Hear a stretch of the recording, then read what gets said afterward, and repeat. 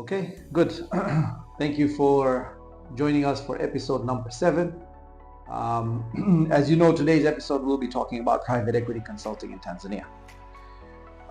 Genius Consultancy has embarked on this particular function and consultancy discipline since the end of 2019. We're fairly new in the market. However, the market itself is fairly new as far as Tanzania is concerned. Kama mnavyojua, not many people are aware of private equity consulting, what it does, what are the variables, what is private equity. I will try and give a bit of an insight in the next few minutes on what private equity consulting is. Basically, private equity consulting firms are companies that seek investments on various aspects or projects and transactions. This can include deal sourcing, due diligence, transaction structuring, post-investment support. We work with lawyers, we work with financial institutions, we work with banks, we work with other consultants.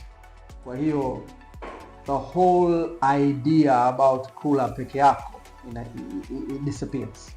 Private equity consulting is about bringing in the best in the industry, putting it together, stitching or drafting these contracts, cooperating with other firms, and everyone makes a cut out of it. Kwa hiyo kuna wengi wanakula kwenye sahani moja.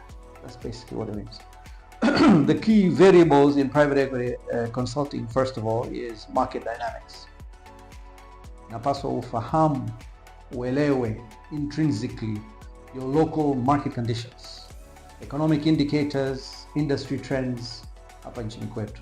It's very crucial to identify attractive investment opportunities. Unajua kuna watu ambao wana hela and they don't know how to invest, or they don't know where to invest, right? Now they come and for some reason, because of our network, because we've been in the industry for a while, because we've been in existence for about 2 decades, there is word of mouth, there's honor, there's a lot of due diligence that goes into this process. These clients who are high net worth contact companies like ours, and we now become their advisors on where to put in that money, how to invest it, how to earn from it, including the taxation bit, etc. The regulatory environment is very, very important. The knowledge of local news, regulations, compliance requirements is absolutely essential. Sababu, you can have, there is this magic word that everybody uses. It's called EBITDA, okay? It is basically profits before taxes. And many mistakes are made when that is calculated incorrectly by either a finance person who doesn't know what they're doing or someone that does not have the experience. Private equity is about experience. You need to be someone that is not trying or testing the waters. So novice is what is at key. Of course, this includes running through and understanding investment regulations and labor laws, including tax implications behind it. Number 3, valuation. How do you accurately value the target company? It's vital. This involves financial analysis, market comparisons, understanding growth potential of businesses. So we have the best, the brightest minds to assess, to evaluate before we even look at that particular project on behalf of our client. The risk assessment is number 4, which is high on the element. You have to identify and mitigate risks. Everything is a calculated risk. You know, there's this old saying about high risk, high return. Where you're going to put money, where you have most likely to lose is where you will most likely win. However, you still have what is called calculated risk. And this is very, very important and key for this particular strategy and for this particular discipline of consulting. Assessment includes in-depth assessment of the organization, assessment of the financials, assessment of their tax implications, assessment of their tax clearance. The last thing you want to do is advise a client to go and purchase, procure, or invest in a company and or a business which is lopsided and or has a lot of debt as far as taxes is concerned. Right? That would damage the reputation of A, the consultant, and B, it will also hurt the investor coming in. Number 5, talent pool. Finding skilled professionals. Skilled professionals is most important. Right? With experience in private equity and specific industries are very difficult. Right? It's highly specialized. Right? Of course, then you have another format of it altogether. This is in terms of agreements. You need to have legal considerations. So you involve lawyers who are involved in private equity transactions to ensure that all the agreements are legally sound and they protect interests of all parties. The person that is paying, the person that is receiving the money, and the persons that are running the operations in order to give you a profit. The key considerations include investment agreements. These are just some considerations. These are outlines, terms and conditions of investment, the amount that states the amount, the structure, the areas of the investment, and more importantly, the right of the investors. Private equity is about coming in with money in order to invest in a project. Let's say hypothetically you have trawlers and you are fishing. Trawlers meaning not zile ngalawa kadogo, no, proper fishing trawlers. This is an example. And they are looking to expand their capital because their capex, their operations require a more high capital injection. We find an investor for that particular assignment. The investor then comes to us. We go through the whole due diligence. We make sure that they're tax savvy, they've paid their taxes, everything is clean and clear. They do not have any debts. They don't have any bank loans, overdrafts, and or court cases. The agreement which gives them the right to the investors is as follows. I'm giving you, let's say, for example, shilling 1 million. This is, of course, very low, but it's a good example to start with. Shilling 1 million. What will that 1 million give me in return? Will I have the right to go on the boat to look at how they're fishing? Will I have the right to know where they're buying the fuel from? Do I have a say to tell them that, okay, do not buy ice to store the fish from this supplier, go to the other supplier?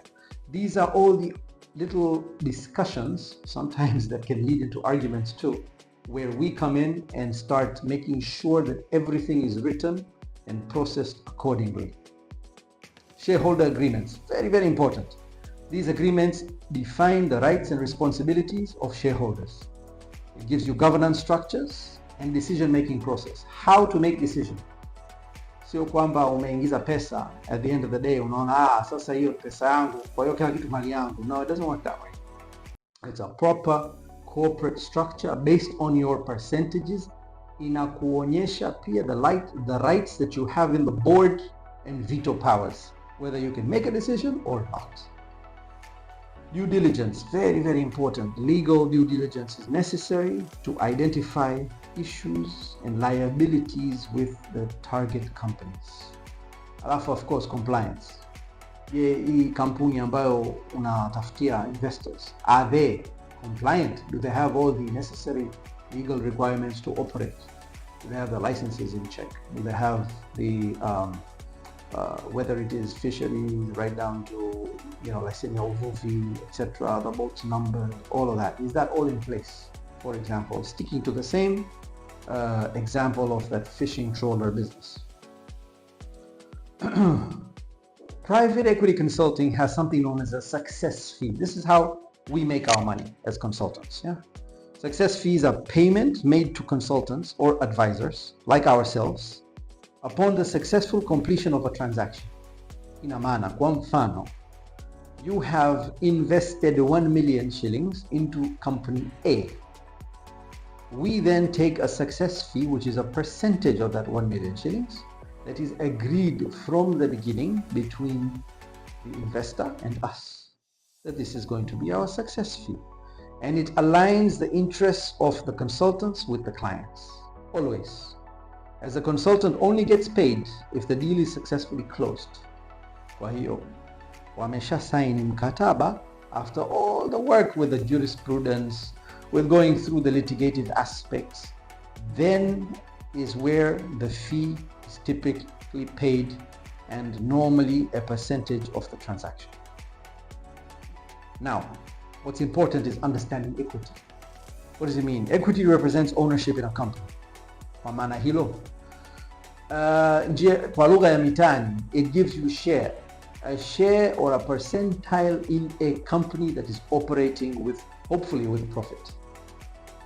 Equity represents ownership. In private equity transactions, investors acquire equity stakes in companies.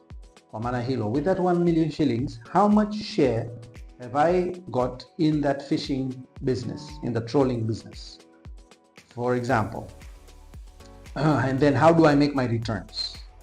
So if I have a stakeholder of, say, 10% in that business, the expectation of generating returns through capital appreciation. Umeanza leo, sawa, umeingiza milioni moja. Hiyo milioni moja inazaa vipi? Labda tuseme changamoto ilikuwa milioni moja kujaza mafuta kwenye boti ili uende uvue samaki. Again, this is a very layman's explanation in order to make people understand what private equity business is. Right? Alafu umeenda umevua hiyo samaki, imekuja, umeuza hiyo samaki, obviously umerecover hela mafuta, umerecover hela wavuvi, umerecover chombo, sijui nini iliyobaki sasa. Hiyo milioni moja yako ulioweka imeshakuwa milioni 10 kwa mfano mathalan. Sawa? That already sasa has given you a rate of return. Now normally it does not go up that fast, that far, that high, that soon. It comes to at least 2, 3, 4 transactions, alafu you can grow in a private equity. It's not kwamba leo nimeingiza moja, kesho nitapata 100. No, it doesn't work that way. Okay? So how do you make your money as an equity shareholder? You get, number 1, capital appreciation. Your money goes up through dividends or through sales of their stake. Unajua unasikia ya mambo ya bond, mambo ya shares. Watu wananunua shares. Kwa mfano kuna Swissport, kuna Dar es Salaam Stock Exchange. Unaenda unaweka hela kule. Leo umeweka hela, labda tuseme kila share ilikuwa shilingi 3,000 kwa mfano. Hiyo share imepanda, imekuwa 5,000, ukauza. Sasa wewe umenunua share 10. Shilingi 300 times 10 ilikuwa ndio investment yako. Lakini ulivouza, ukauza shilingi 5,000 times 10. Kwa hiyo faida yako umepata pale. That is how also you return your investment in private equity business. Of course, then there is convertible securities with its rights and benefits, etc. In summary, biashara ya private equity consulting in Tanzania, hapa kwetu, nchini kwetu, involves navigating complex variables. Kuna variables nyingi sana ambazo lazima uanze kuiangalia. Kuna the part of the law, to the part of compliance, to the part of taxation, to the part of the interests of both parties. Muuzaji na mnunuzi. Mnunuzi kivipi? Mnunuzi ambayo is willing to invest in that business, invest in that project. Okay. Private equity is not necessarily on existing businesses. Sometimes it is also focused on new businesses, new ventures, when people are pulling in money together. Okay. Of course, there's a different terminology for it, lakini it is a component of consulting that Genius Consultancy assists with. Addressing, of course, all the challenges, ensuring kwamba in terms of your legal agreements, kwa kutumia wanasheria ambayo wapo, tuna mikataba nao, tunafanya kazi nao, tuna cooperate nao, kuelewa na kujua kwamba what are the fees involved. Una structure hizo fees ili upate kujua how much is, who is paying what to whom and where and when. Grasping fundamentals of equity to achieve successful investment outcomes. Bottom line, why do people go via private equity? Because everyone has one focus, and that focus is to make money. And we are all here to make money the right way. Thank you very much for joining us on this episode.